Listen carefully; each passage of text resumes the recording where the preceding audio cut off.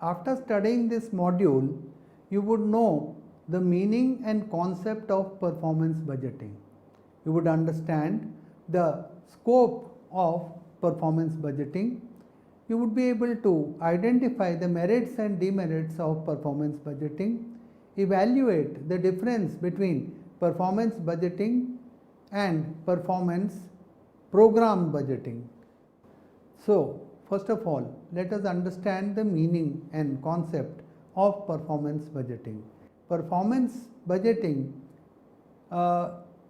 is based on the concept of zero-based budgeting in earlier, which has been studied.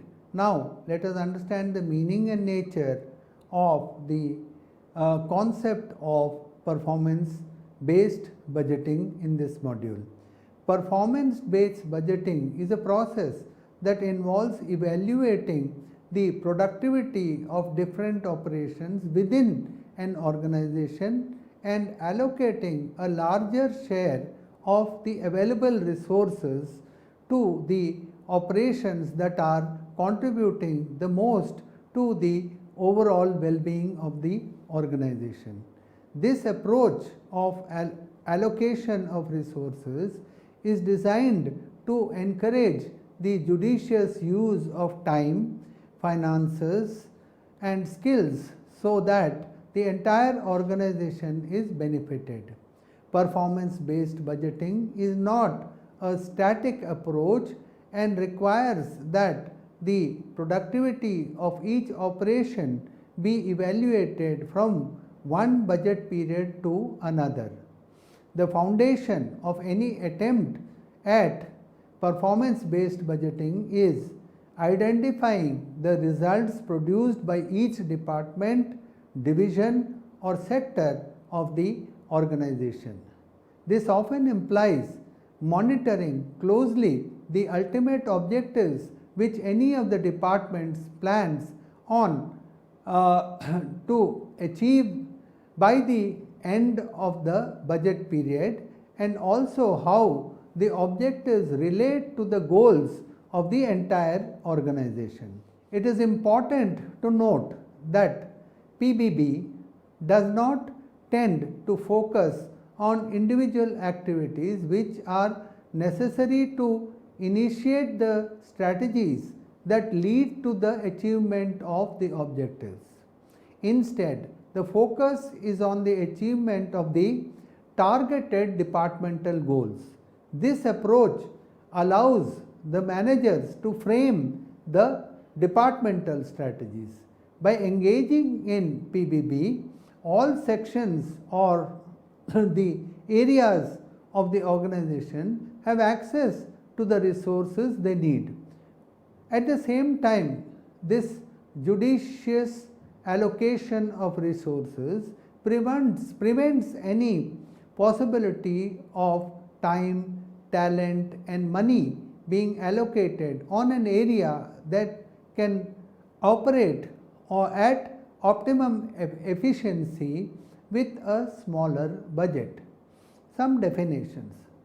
Let us now consider some of the definitions relating to PBB, which is as per its concept. The practice of developing budgets is based on the relationship between program funding levels and the expected results from that program. The performance-based budgeting process is a tool that the program administration can use to manage a more cost-efficient and effective budgeting outlay. Performance budget has been described as a budget that reflects the input of resources and the output of services for each unit of an organization. This type of a budget is commonly used by the government to show the link between the funds provided to the public and the outcomes of these services. According to Carter, performance budget uses a statement of missions, uh, goals, objectives to explain why the money is being spent. It is a way to allocate resources to achieve the specific objectives based on the program goals and the measured results. The key to understanding PBB lies beneath the word results. So, it is results which are key. Harrison, on the other hand, has said that PBB sets a goal or is a set of goals to which monies are connected, that is, they are allocated. From these goals, specific objectives are delineated and funds are then subdivided amongst those goals. According to some of the comprehensive definitions, Siegel and Summers mention that performance budgeting comprises of three elements. A, the result, which means the final outcome. B, the strategy, which means different ways to achieve the final outcome.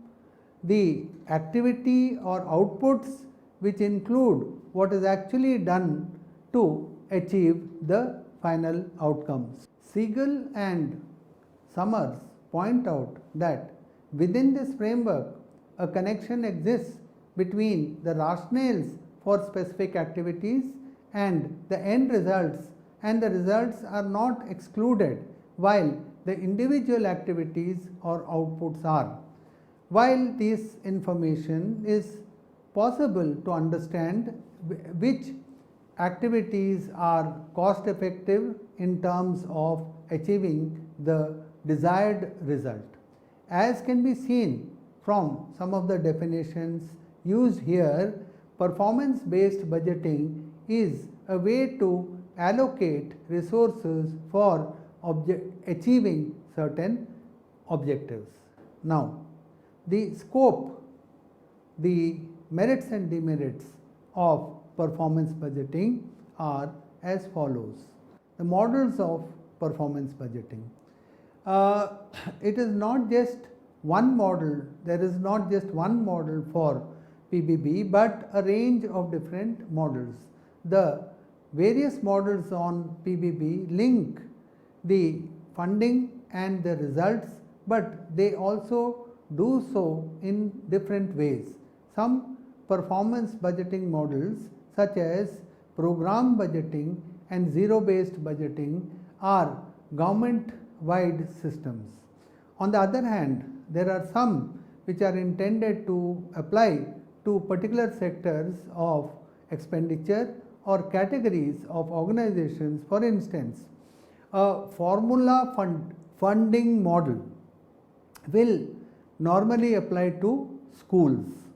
A common tool used for this purpose is program budgeting, in which the expenditure is classified by the budget by objectives rather than solely by the economic categories such as salaries, supplies, communication costs and other organizational categories.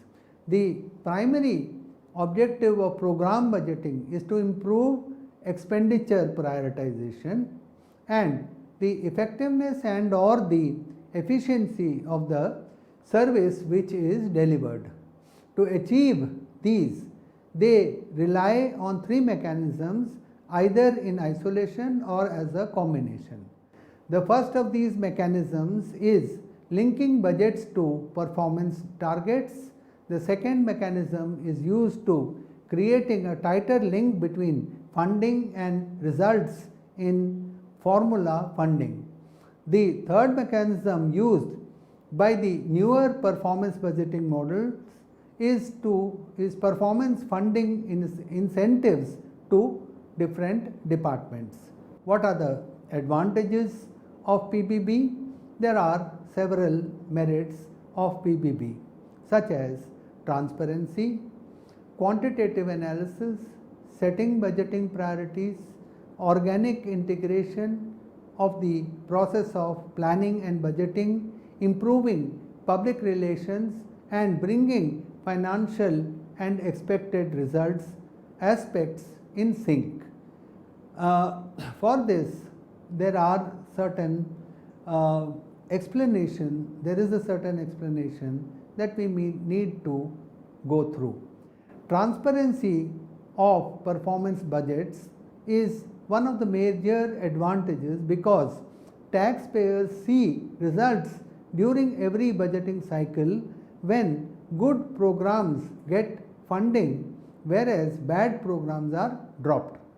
Another advantage is that quantitative analysis and inputs from employees have a vested interest in their departments. Workers and program managers know what budgeting priorities are needed to further the goals of the agency when their performance is examined.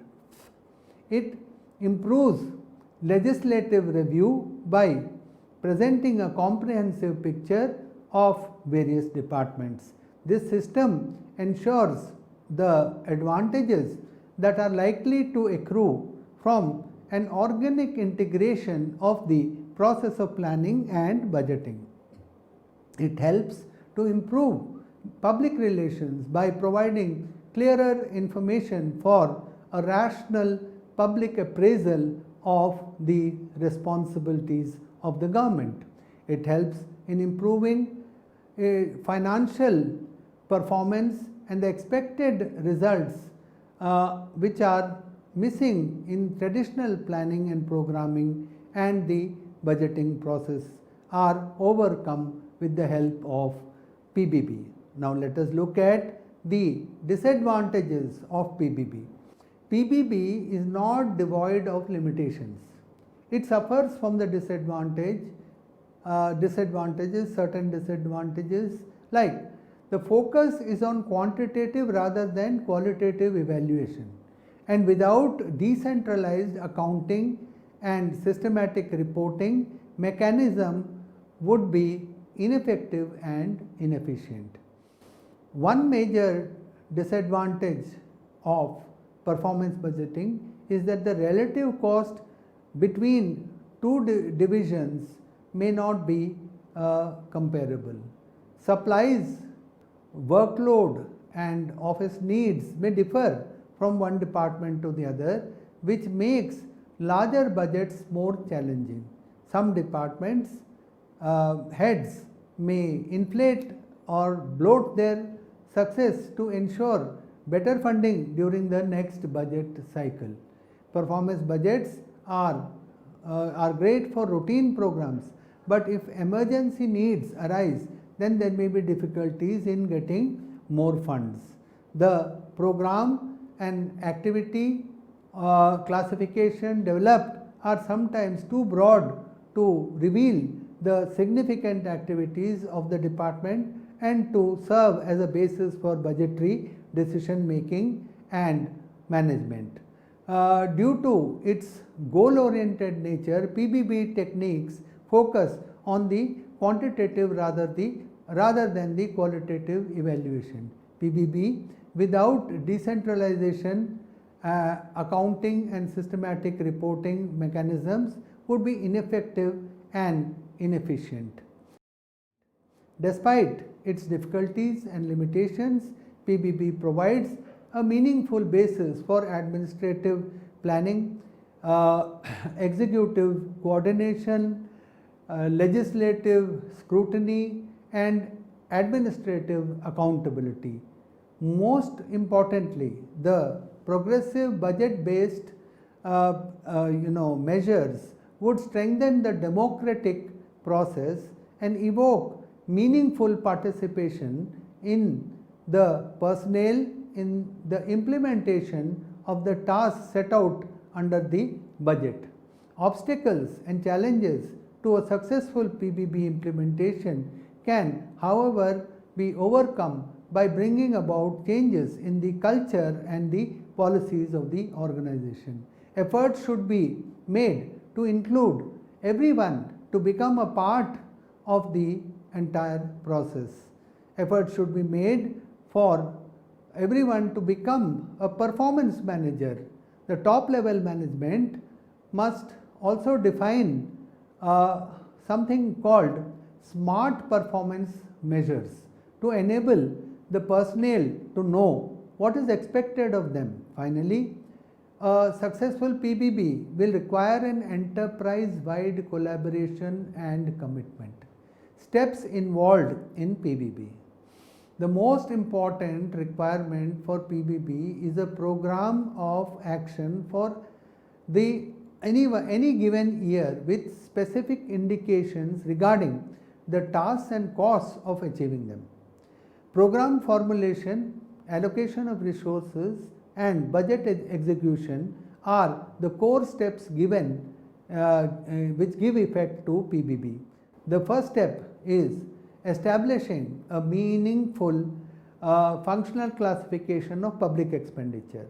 Establishment, improvement, and extension of activity schedules for all the measurable activities.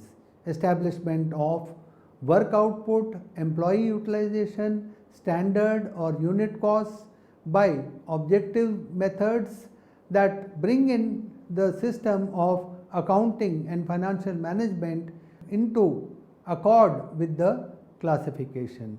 And finally, the creation of related cost and performance recording and reporting systems. Now let us look at the difference between program budgeting and performance budgeting.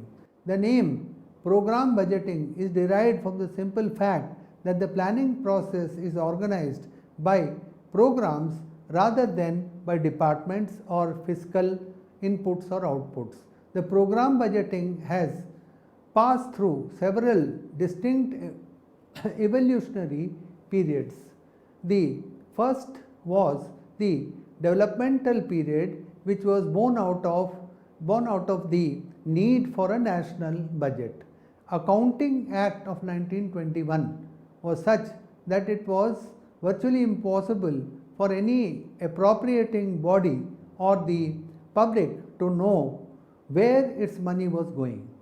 The budgeting practice of lumping expenditures has been consistent with the planned purpose of appropriation. Budgeting procedures basically consisted of revising estimates. The most significant change in the budgeting occurred in 1907 under the leadership of Frederick Cleveland, when the New York City Bureau of the Municipal Research adapted this method. Shortly thereafter, other cities followed the New York's initiative in budgeting. Currently, no standard definition of program budgeting exists.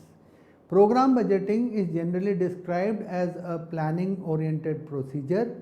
According to Schick, the main objective of program budgeting is to rationalize policy making by two things: providing data on the costs and benefits of alternative ways of attaining the proposed public objectives, providing output measurements to facilitate the effective attainment of the chosen objectives. Program budgeting can be described as an approach and a process that relates resources to proposed and actual results. Program budgeting includes concepts, techniques, and structures. The overall structure of program budgeting consists of programs, sub-programs, and activities. In order to measure the results, the program budgeting requires outcomes which include measurable and specific outputs and performance indicators. It also refers to the output budgeting and is mainly used by the central and the state government in India. What are the unique features of program budgeting? 1. Profit orientation is missing. Objectives laid out and their achievement targets are not laid down in money terms. Targets are in physical units, and success is measured in terms of the overall achievement or underachievement of targets in comparison to the resources spent for achieving such targets. The advantages of program budgeting. Program budgets present more of useful information on service delivery and allow for transparency and accountability in service delivery. PBB is more useful for determining whether allocations reflect priorities in planning and delivery of services. The PBB helps in monitoring the use of resources within each program, identifying areas where savings can be made or where more funds are needed. It helps in providing systematic and sound system of performance reporting, evaluation of each program. It encourages decision making at all levels of management in the organization. It facilitates introduction of the versatile tool of management by objectives. It leads to improvement of financial control. Now, what are the limitations of program budgeting? It fails to reflect the operation and execution of the process of the program. It has no relevance to the actual budget. It does not serve as an operating tool for managers. Evaluation of activities and operations of ongoing program is not focused, and the emphasis is on the new programs. Now, let us compare program budgeting and performance budgeting. Program budgeting, as developed by the US President Lyndon Johnson, was first introduced by the United States Secretary of Defense Robert McNamara in the Pentagon in the 60s. The budget system that describes and gives a detailed cost of every activity or program that is to be carried out in detail, along with their necessary resource cost, for example, raw material cost, staff and so on, is given in this method. The sum of all activities or programs constitutes the program budget. Thus, when looking at program budget, one can easily find out what precisely will be carried out, at what cost and with what expected results that are considered in detail. The system was taught at the John F. Kennedy School of Government at Harvard University, but it evoked little interest except from the critics. Whereas performance budgeting is an adjusted budget prepared after the operations to compare the actual results with the cost that should have been incurred in the actual level of attainment. Now, a performance budget allocates money to various programs within an organization and also details the service level on which the budget is predicted. The service level is identified by the use of the performance measures, and in addition to the controlling costs, the primary orientation of the performance budget is that of improving the internal management of the program. The program budget allocates money to major program areas, focusing on the expected results of services and activities to be carried out. Program areas are often utilized by the government entities, including public safety, public works, human services, leisure services, and general government. The emphasis of the program budgeting is on the attainment of long-term goals. Both the program and performance budgets use indicators to measure the financial and operational performance, but the budgets have different focuses. The performance budget emphasizes management efficiency, whereas the program budget emphasizes the benefits that the department gains from overall expenditures. Performance budgeting aims to simplify the budget formulation process. The performance budgeting service serves as a controlling tool for the financial operations and makes management more accountable for its actions. But the same is not the case with program budgeting. Now, let us summarize what we have studied. Performance-based budgeting is a process that involves evaluating the productivity of different operations within an organization and allocating a larger share of available resources to the operations that are contributing the most to the overall well-being of the organization. This is a comprehensive definition of performance-based budgeting.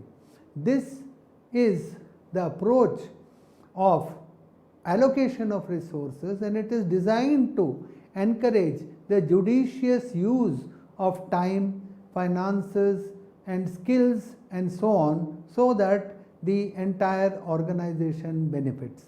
Performance-based budgeting is not a static approach and requires the productivity of each operation be evaluated from one budget period to another.